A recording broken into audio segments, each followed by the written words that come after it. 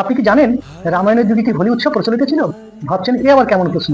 চলুন আজ আমরা ডুব দেবো ইতিহাস আর পুরাণের গভীরে এক চমকপ্রদ সত্য জানার জন্য। নমস্কার বন্ধুরা, welcome back to our channel Bangaranga. আজ আমরা কথা বলবো ভগবান রামের সময়কাল নিয়ে, আর সেই সময়ের এক বিশেষ উৎসব হোলি। অনেকে ভাবেন হোলি তো অনেক পরের উৎসব, কিন্তু সত্যটা কি তাই? আজকের এই ছোট্ট ভিডিওতে আমরা এই রহস্যের সমাধান করব। কেন এই প্রশ্নটা এত গুরুত্বপূর্ণ সেটাও জানবো, শেষ পর্যন্ত দেখুন। দেখুন, হোলি উৎসবের সঙ্গে জড়িয়ে আছে অনেক কাহিনী। সবচেয়ে জনপ্রিয় কাহিনী হলো প্রহ্লাদ ও হোলিকা দহন। প্রহ্লাদ ছিলেন এক অসুর রাজা হিরণ্যকশ্যপুর পুত্র, কিন্তু তিনি বিষ্ণু ভক্ত ছিলেন। তার বাবা এই ভক্তি সহ্য করতে না পেরে তাকে মারার নানা চেষ্টা করেন। তার বোন হোলিকা, যার আগুনে পোড়ার ক্ষমতা ছিল না, প্রহ্লাদকে কোলে নিয়ে আগুনে ঝাঁপ দেন, কিন্তু ঈশ্বরের কৃপায় প্রহ্লাদ রক্ষা পান এবং হোলিকা পুড়ে ছাই হয়ে যান।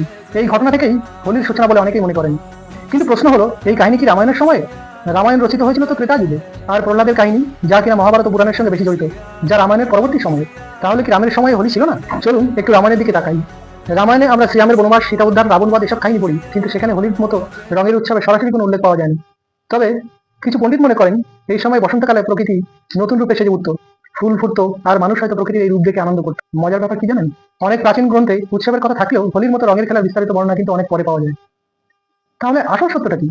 ঐতিহাসিক এবং সাংস্কৃতিক গবেষকদের মতে হোলি উৎসবের মূল উৎস হয়তো অনেক প্রাচীন, কিন্তু আজকের দিনে আমরা যে হোলি খেলি, আবির, রং, জল, এই রূপটা কিন্তু সময়ের সঙ্গে সঙ্গে বিবর্তিত হয়েছে। প্রাচীনকালে হয়তো বসন্তের আগমন উপলক্ষে সাধারণ অনুষ্ঠান হতো, কিন্তু হোলিকা দহনের কাহিনী এবং রঙের খেলা, এই সবকিছু মিলে আজকের হোলি তৈরি হয়েছে। আপনি কি ভাবছেন, রামের সময় এই রঙের উৎসবের কোনো আভাস ছিল?